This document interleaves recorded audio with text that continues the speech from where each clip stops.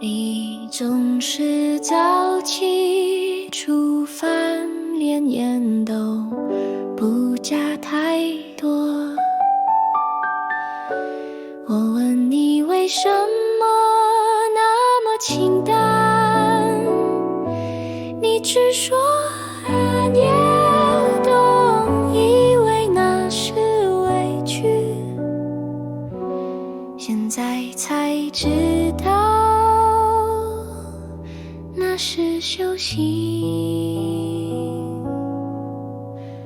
我学你念佛，偶尔也做超，学你每天把家顾好，把人放下。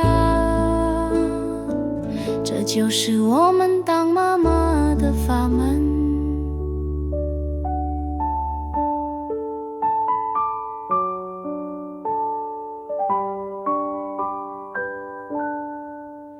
一床粗手煮三餐，洗衣晒衣不曾怨，一张笑脸藏着千万个没说出口的担心。